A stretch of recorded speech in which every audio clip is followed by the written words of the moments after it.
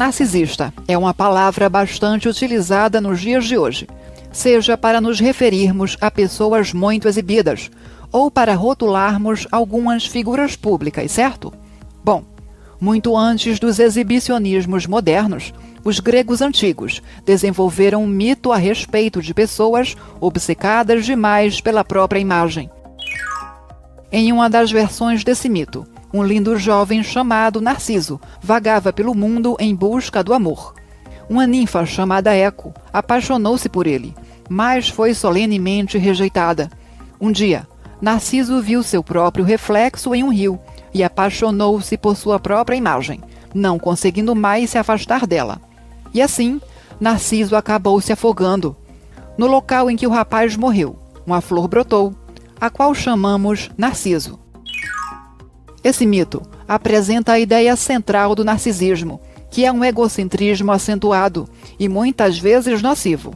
O narcisismo engloba um conjunto de características classificadas e estudadas pela psicologia, sendo a mais evidente delas a autoimagem inflada e grandiosa.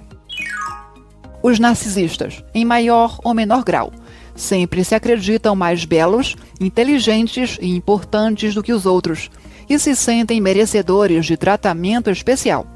A psicologia considera que o traço narcisista pode se apresentar de duas formas na personalidade: o narcisismo grandioso e o narcisismo vulnerável. Mas existe também o transtorno de personalidade narcisista, que é uma forma extrema de narcisismo. Vejamos cada um desses casos.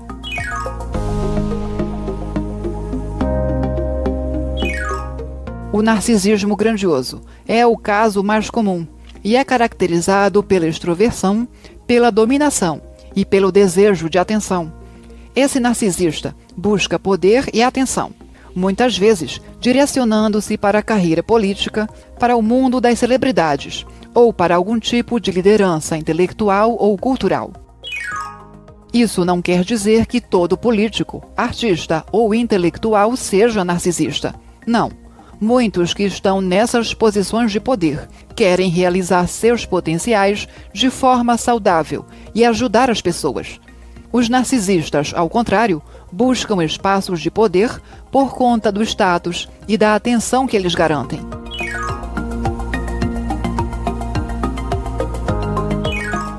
O narcisista vulnerável, por sua vez, costuma ser uma pessoa tranquila, reservada, mas ela tem uma expectativa irracional de ser obedecida e de receber um tratamento especial. E se for tratada como as demais pessoas, ela facilmente sente-se ameaçada ou menosprezada. Os narcisistas, na maioria das vezes, só demonstram seu lado obscuro com o passar do tempo. No início, parecem pessoas saudáveis, legais, mas sua tendência será sempre agir de maneira egoísta. E se chegarem a cargos de liderança, suas decisões poderão ser antiéticas ou trazer riscos para a empresa ou os colegas. Como parceiros afetivos, sua conduta geralmente é desonesta e infiel. Por ter uma autoimagem exageradamente positiva, o narcisista de qualquer tipo pode se tornar agressivo ou ressentido quando essa visão irreal é questionada por outras pessoas.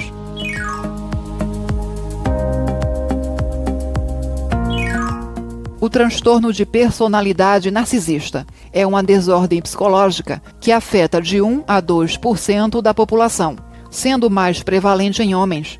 E o diagnóstico é exclusivo para adultos, pois crianças e adolescentes podem ser muito autocentrados em certas fases do seu desenvolvimento, sem que isso seja indício de patologia. Entre os traços do transtorno estão a visão grandiosa de si mesmo, dificuldades em sentir empatia, expectativas irracionais de superioridade, necessidade de atenção e de admiração. Mas o que diferencia o narcisista grandioso e o narcisista vulnerável da pessoa com transtorno de personalidade narcisista? Na pessoa com o transtorno, os traços narcisistas dominam sua vida por completo, gerando imensos problemas.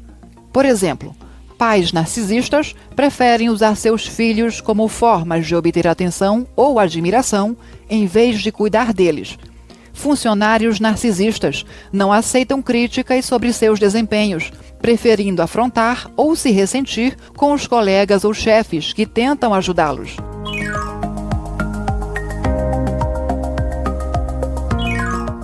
Devido a estudos com gêmeos, sabemos que há um forte componente genético, pois é mais comum que gêmeos idênticos sejam ambos narcisistas, do que gêmeos fraternos ou outros tipos de irmãos. Mas o ambiente no qual a criança se desenvolve também é importante. Já sabemos que crianças que são idolatradas e excessivamente elogiadas podem desenvolver o narcisismo grandioso. Já as que têm pais distantes e muito autoritários podem acabar desenvolvendo o narcisismo vulnerável.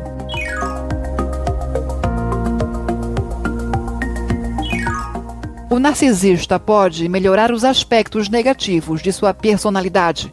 Sim, a grande dificuldade reside em convencer alguém cuja autoimagem é extravagantemente positiva a reconhecer que precisa se melhorar. Experiências que promovam a reflexão a respeito de si mesmo, com sinceridade, bem como atividades nas quais o narcisista possa se envolver no cuidado com os outros, ou que estimulem o sentimento de compaixão, podem ajudar o narcisista a se perceber de forma mais realista.